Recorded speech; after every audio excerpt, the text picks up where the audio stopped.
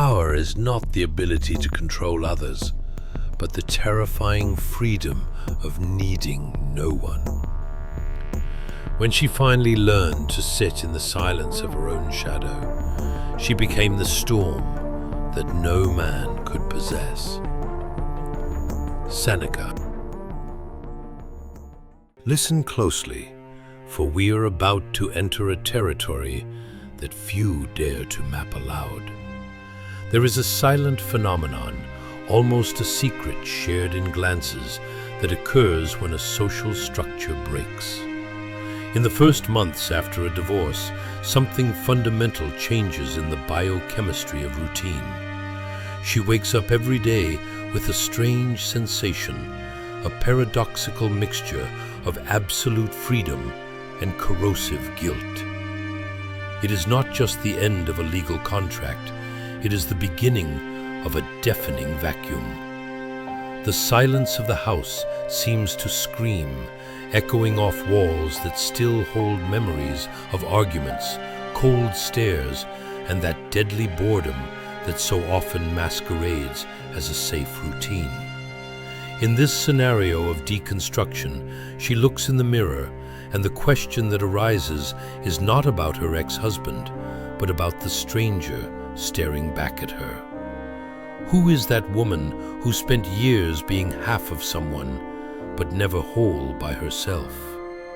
On the outside, the social mask says she is fine, functional, moving on.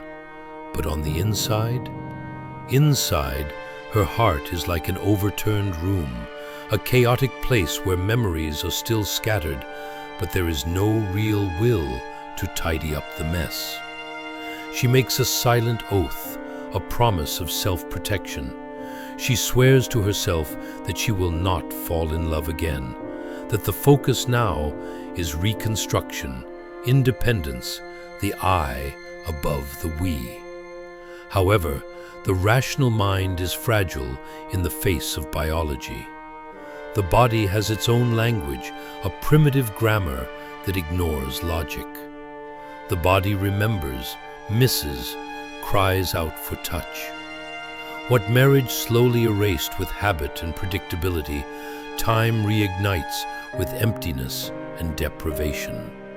And it is exactly in this liminal space, between the mourning of who she was and the rebirth of who she will be, that a specific type of man begins to appear on the radar. Pay attention, because this is not the man romance novels teach you to expect. He is not the type she would introduce to her parents at a Sunday dinner, but he is exactly the type who awakens everything she had to bury to survive the role of perfect wife. He promises nothing. He does not speak of the future, of a house with a white picket fence, or of growing old together. He does not want to fix her, and paradoxically, that is exactly why she desires him with frightening intensity. This man is too free, too intense, too dangerous for the life she used to lead. He lives as if the world were a private party, and love were just an inevitable and secondary consequence of pleasure. The psychology here is fascinating and brutal. He does not want belonging, he wants presence. And she, who spent years trying to be perfect, careful, rational, and measured, feels something inside her rigid structure break. And it is this rupture, this collapse of order, that makes her feel alive again.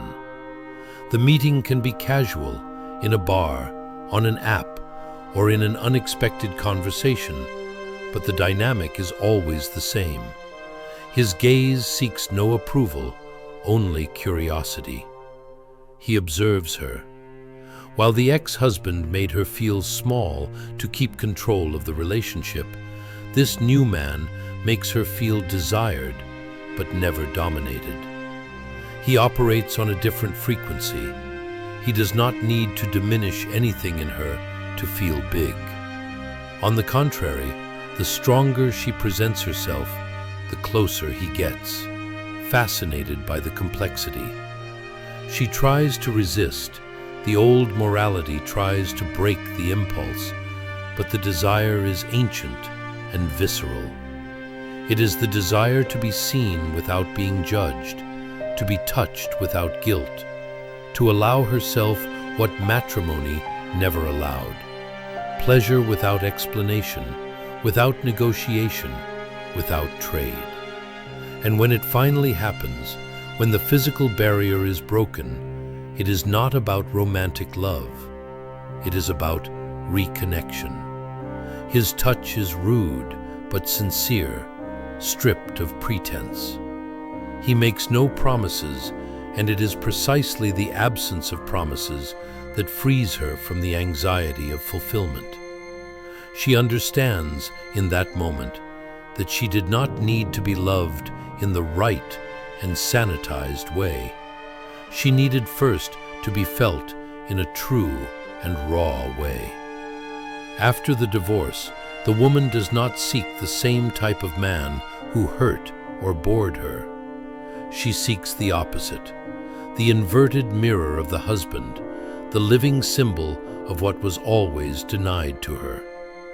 This man is the incarnation of chaos after years of suffocating order. He is the fire after the monotony of ice. He appears as a gale without prior warning and destroys everything that was still standing within her defenses. But this time, the reaction is not flight.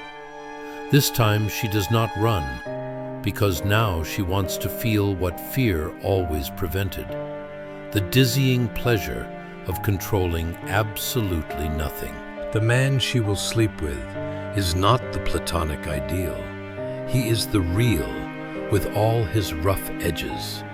He is the man who does not need to be the hero of the story, because she no longer wants to occupy the role of the victim who needs to be saved. He is the man who awakens in her something primitive, almost dangerous, who does not call her mine as a possession, but looks at her as if she were unique in the world. His intelligence lies in understanding that the divorced woman does not want salvation. She wants to be remembered. Remembered for who she is in her essence, for who she can be, for who she was before forgetting herself for the sake of family and society. The next day, the scene changes. She wakes up with her heart racing, the sheets still warm, his scent impregnated in the air. The social expectation would be shame, but there is no regret. There is only a new and vibrant sensation, that of having returned to inhabit her own body. She dresses slowly, smiles, and for the first time in years does not feel the weight of guilt on her shoulders. She knows he won't call, won't send flowers, and that's okay, because deep down she also doesn't want this to become another obligation. What she wanted was this: to prove to herself that she is still alive, that she can still choose, that she still has power over her own flesh and destiny. And when she walks out the door, the world seems to have changed color. Not because the world changed, but because she finally allowed herself to change the lens through which she views it. In the days that follow, she returns to routine, works, smiles, talks to friends, posts photos on social media with captions of overcoming, maintaining the facade.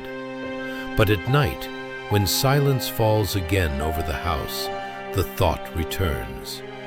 Not obsessively about him as a person, but about what she felt with him. That intoxicating mixture of danger and freedom, of surrender and disobedience.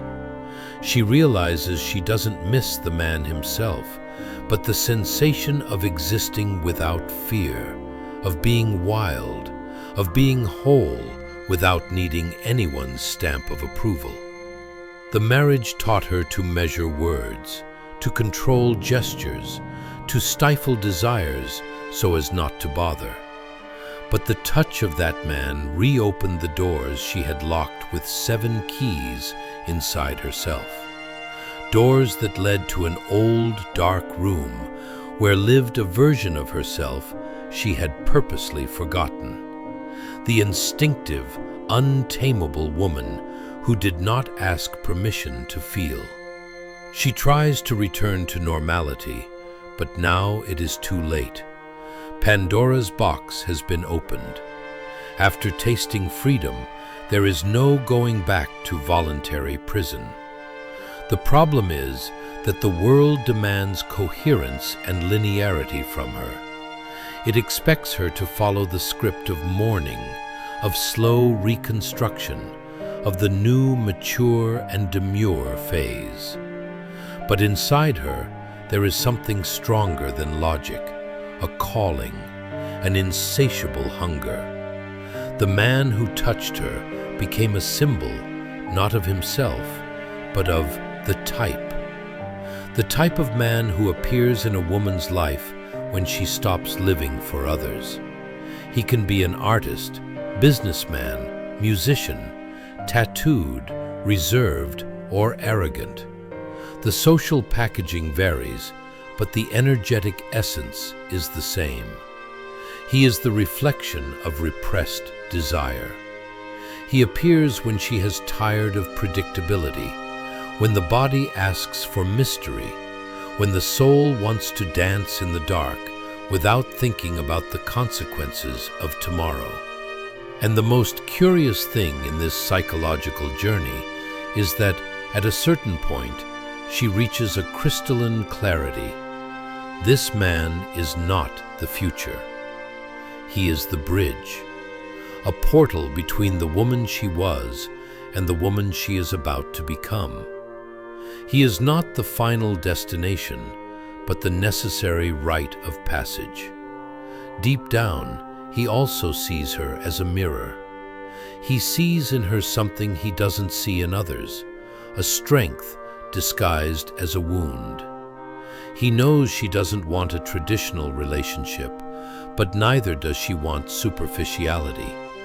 She wants truth, even if that truth hurts like alcohol on a cut.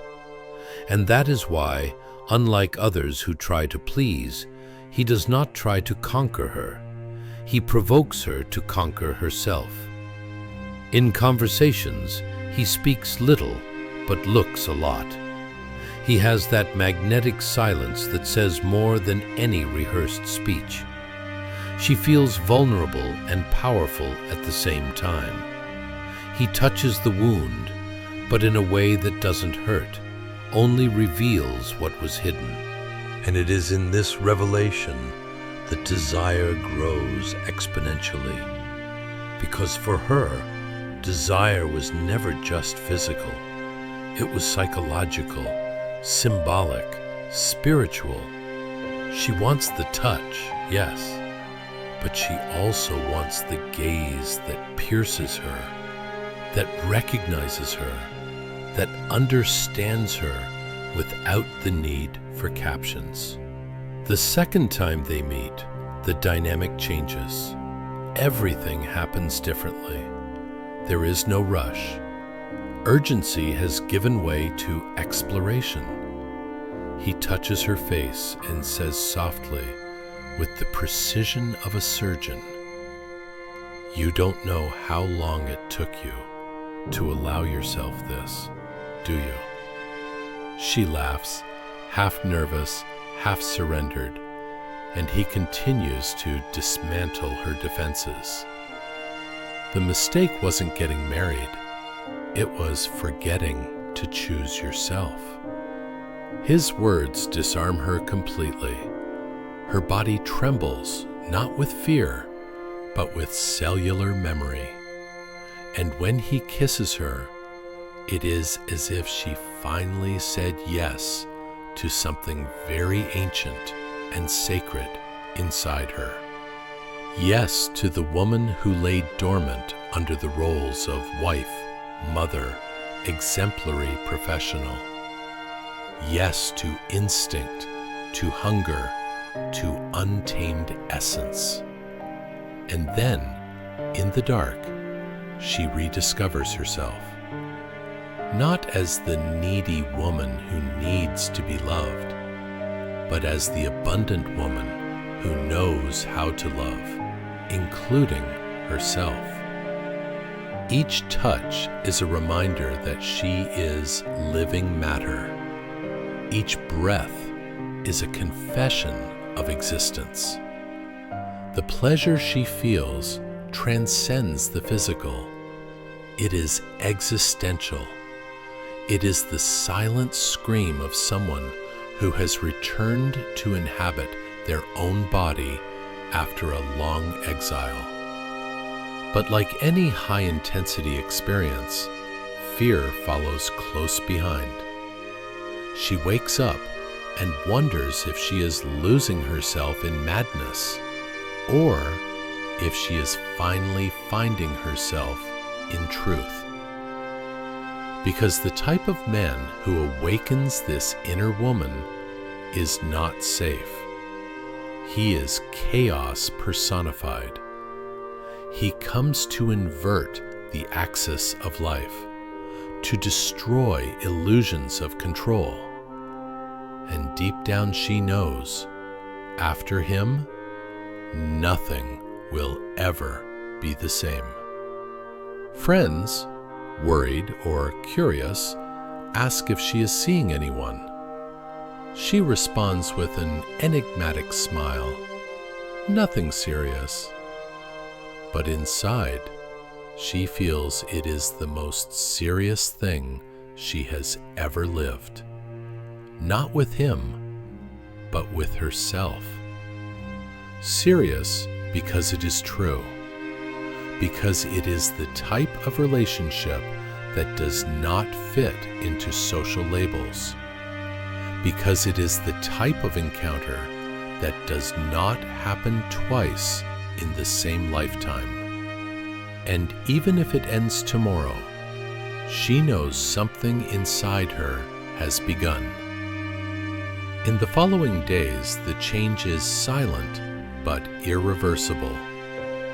She starts looking at men differently. The filter has changed. She no longer looks for financial or social stability. She looks for presence. The type of man she slept with was not a life plan. He was a life revelation. And now, everything that presents itself before her seems too shallow, too rehearsed, too domesticated. It is as if his touch had awakened an ancient sensitivity, a demand for depth, and she can no longer pretend that the common is enough to satiate her. Before, she believed love was made of constancy, security, and promises of eternity. Now she understands that love, in its purest form, is not predictable. It is intensity. It is connection. It is the fleeting instant when two solitudes recognize and touch each other. She discovers that desire is not an enemy of the soul, but a messenger. When the body speaks, it is the soul asking to be heard. And the type of man she goes to sleep with after the divorce is exactly the one who is fluent in this forgotten language. He does not sell the illusion of happily ever after. He lives happily while it lasts. Not because he despises love, but because he understands the impermanence of things. He knows that everything that is true needs to be free to stay alive. That attachment is what kills enchantment. And she, who spent years trying to be the perfect wife, finally understands the hardest lesson. Being perfect is the same as being a prisoner of an image. There is a night when she meets him again, perhaps by chance, perhaps because fate likes irony.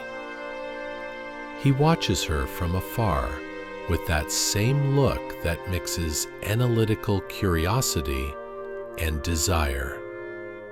And suddenly, it all comes back. Not the idealized romance, but the visceral sensation. They talk little, but the energy between the two is so dense, it seems to have physical weight. There is a familiarity, as if her body recognized him before her mind even processed the image. He asks if she has been well. She answers with depth, "I have been learning." And he smiles, a knowing smile, because he knows exactly what that means. She is no longer the same naive woman. This time, the meeting is calmer.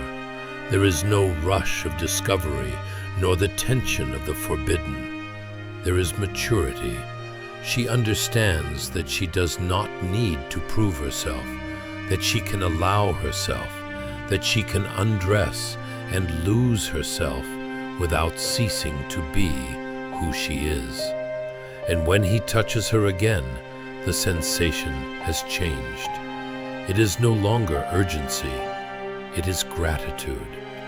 Gratitude for having lived, for having felt, for having freed herself from invisible chains. Her body belongs to no one anymore, not even to him.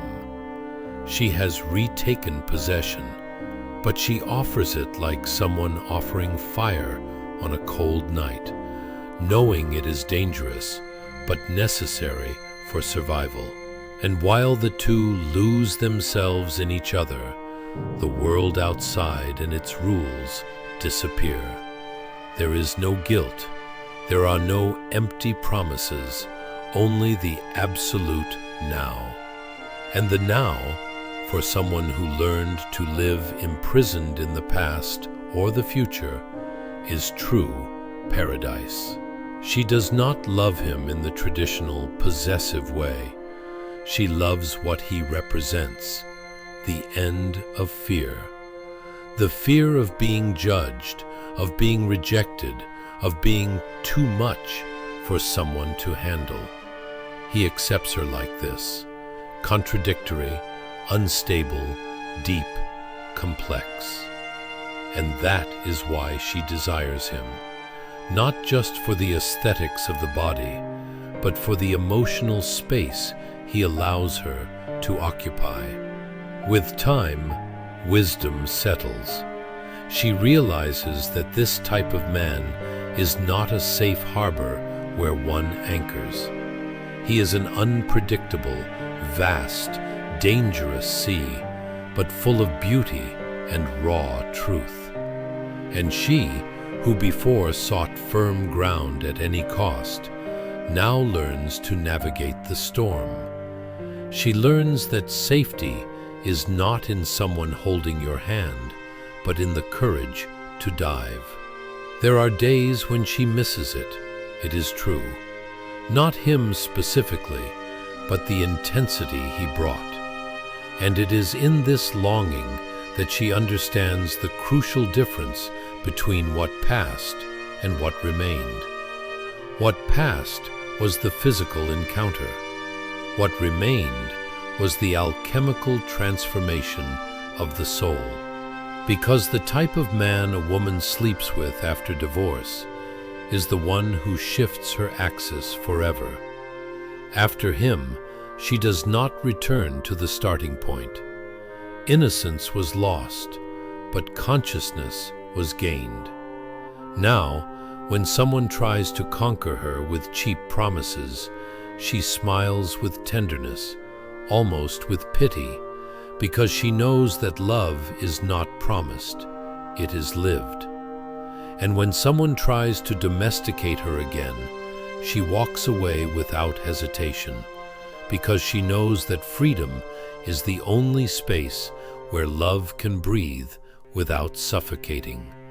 She understands, finally, that that man was never about a movie romance. It was about awakening. He was the mirror of the shadow she needed to embrace, the chaos that revealed her new order, the social error that revealed her intimate truth. And so, without regrets, she continues, more owner of herself, more woman, more alive.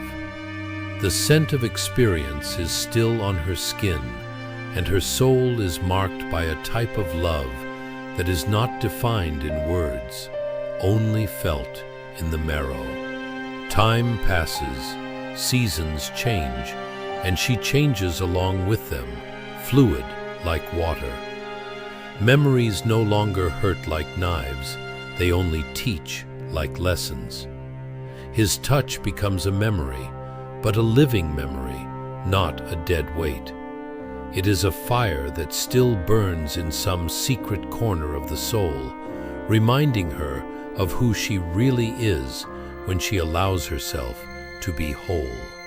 Now, she understands the secret no one told her. Divorce is not the end of a marriage.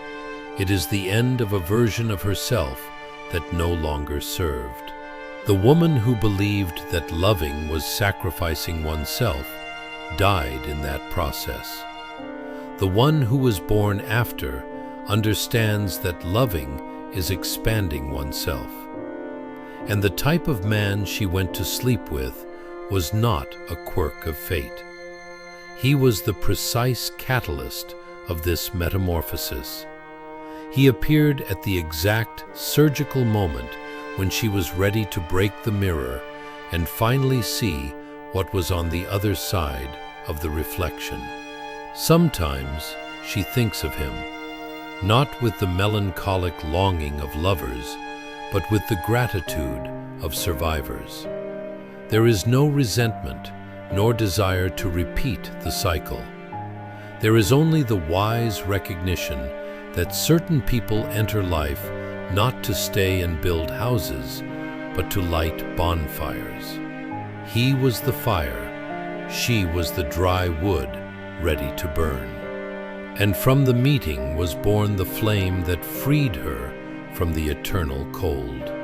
Today, when she walks the streets, her step is different. She has a different look. She does not search desperately. She does not compare with the past. She does not expect salvation. She simply is.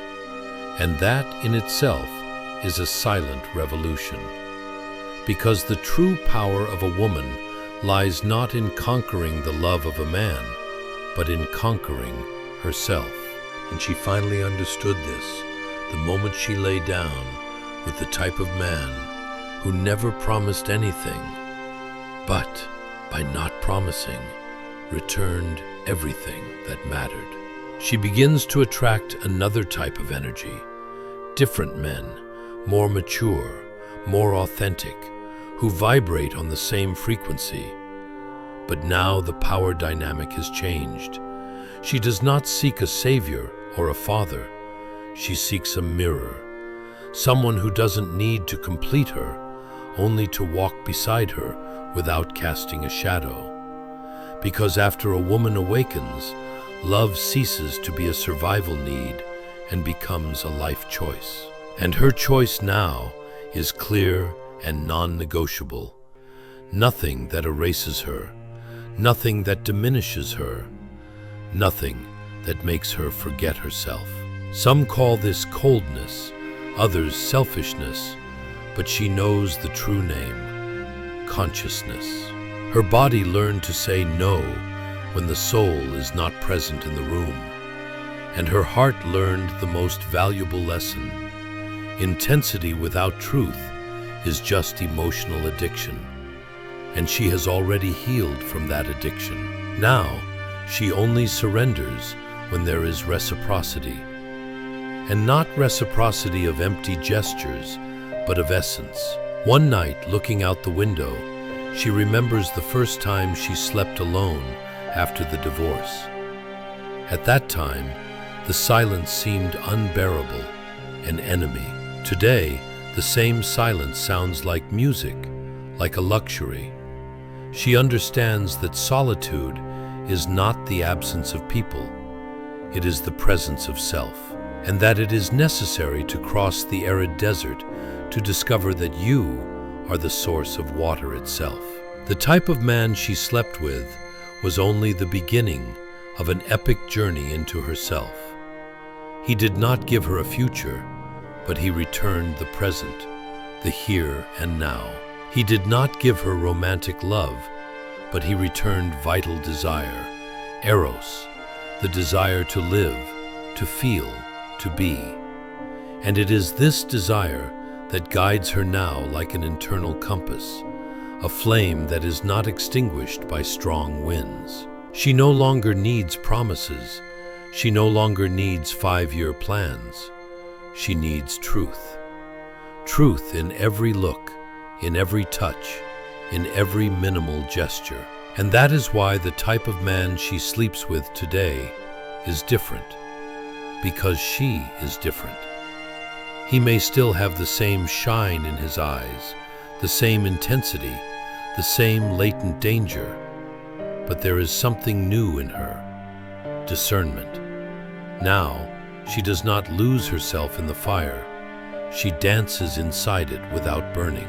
There is a silent, almost mystical power in a woman who was destroyed and rebuilt herself piece by piece. She does not need to prove anything, nor chase after validation. The world comes to her because she vibrates presence, real magnetism. And when love appears, it finds her whole, not lacking pieces. It finds her strong, healed, not a bleeding wound. And that is why this time love is light, because she learned to love without annulling herself in the process. Deep down, the type of man a woman sleeps with after divorce is just an archetypal symbol. He represents the bridge between what she was and what she becomes. It is the shadow that teaches the light to shine brighter. It is the mirror that reflects the courage to exist without fear. He is the secret chapter no one writes in fairy tales, because fairy tales are afraid of the real woman. The chapter where the princess finally stops dreaming of charmed princes and starts waking up to the queen that exists within her. And when the morning comes, the light enters through the window. She no longer needs anyone by the bedside to feel complete. She gets up, makes coffee, feels the sun on her skin, and smiles. A serene, different smile of one who keeps a secret. Because now she knows she doesn't need another body to feel alive. But if she wants to lie down with someone, it will be out of pure desire, never out of neediness. It will be by sovereign choice, never out of fear of loneliness. And it will be with the type of man who understands, respects, and venerates the value of a woman who has learned to belong to herself. And so the cycle closes. Divorce ceased to be an open wound and became a passage portal. The man ceased to be a literal figure and became a symbol of transformation. And she, finally, ceased to be a pale shadow of herself to become the sun itself, radiant and self-sufficient. With time, the final epiphany arrives. She realizes that true awakening does not happen when she frees herself from a man, but when she reconciles with all the archetypal men who inhabit her own psyche. The protector, the dominator, the lover, the absent one, the one who destroys, and the one who heals. Because deep down, every external relationship was just a mirror of the parts of herself she didn't yet know how to love. And the type of man she slept with after the divorce was the one who, without knowing, performed the greatest service of all. He revealed the shadow, the repressed side, the hidden desire under the veneer of social morality. That is why she does not judge him nor idealize him. She understands him with compassion. He was necessary in the plot of life. He was the guardian of the door between the old world and the new, the intermediary between the death of the ego and the rebirth of the being. And even if he never returns, his mark remained, not as a traumatic wound, but as a war tattoo, a reminder that pleasure is also a sacred path to consciousness. Now she walks among people and notices something curious. The world hasn't changed physically, but she sees it with other eyes, eyes of someone who saw the abyss and returned. She sees women trapped in relationships that diminish them and wants to shout the truth. You don't need this, she thinks, but she also knows, with wisdom, that each one needs their own abyss to find the path to the sky. Love, after all, is a ritual of necessary destruction. Before blooming, the seed needs to undo itself. Before loving, one must burn. She understands that there is no evolution without a fall, nor light without shadow. The divorce was her initiation, the moment the universe forced her to be born again, not as a wife, nor as a daughter, nor as a lover, but as a complete woman, one who no longer fears her own overwhelming intensity. One night, looking in the mirror, the image changed definitively. She no longer sees the scared girl, nor the wounded and rejected woman. She sees a priestess of herself, a soul that passed through fire and returned whole, tempered like steel. The eyes have a deep calm that only those who have crossed chaos and survived know. The body carries scars, yes, but they now shine like medals, like symbols of inalienable power. She smiles, and the reflection smiles back in perfect union. There is no more separation, internal civil war between what she feels and what she thinks, between the desire of the flesh and the elevation of the spirit. She understood the supreme truth. Spirituality is not in denying the body and its instincts, but in inhabiting it fully with reverence. And that true love begins when pleasure ceases to be a sin and becomes a prayer, a celebration of life. The man she slept with didn't know. He was just an instrument, but he was part of an ancient and forgotten rite, a rite in which the woman needs to descend to the underworld, unite with her own shadow to be able to generate her own light. It was there, in that forbidden touch judged by society, that she found the sacred. It was there, in the midst of burning desire, that she heard the call of the divine within her. Now, when the other man touches her, The quality is different. She feels differently. There is no rush. There is no desperate need for filling. She conducts the rhythm. She dictates the space. She is the guardian of the temple. She understands that every meeting is an exchange of cosmic energy, a mirror, a small universe in collapse and constant rebirth. And for that reason, she chooses wisely. Not always the most handsome, the strongest, the richest, or smartest, but the truest. The one whose presence does not try to possess her as an object, but to understand her as a mystery.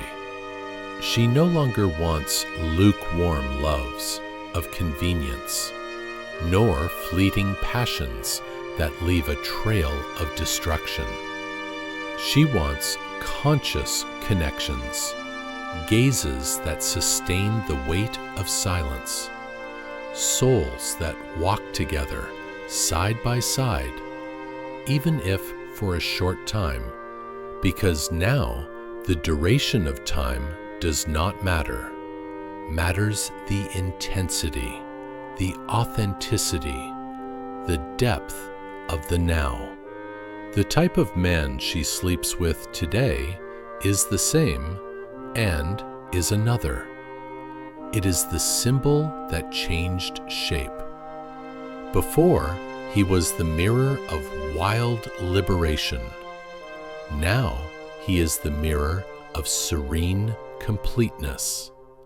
He is no longer the one who wakes her from sleep, but the one who shares the awakening, eyes open. And when love happens, it is light as a feather, silent, natural as breathing, without power games, without false promises, without fear of loss. Only two whole human beings who recognize each other in the crowd. And if one day love ends, and it always ends in one way or another, by life or by death, she will not suffer as before, because now she understands that love was never possession, it was passage, and that each person who passed left a fragment of light, a piece of eternal truth. She collected all these pieces, shards of experiences, and with them built her own unshakable temple. Inside her now lives peace, not the sterile peace of control and repression, but the living and dynamic peace of total acceptance. She knows that love can arrive again with another face, another voice, another touch. But she does not wait for it at the window. She recognizes it when it comes, with gratitude. And when it does not come, she suffices fully. Because a woman who has learned to love herself truly no longer needs to be chosen on a shelf. She chooses. And in this silent and powerful choice, she becomes inevitably the type of woman everyone wants to sleep with, but whom few, very few, have the depth necessary to deserve.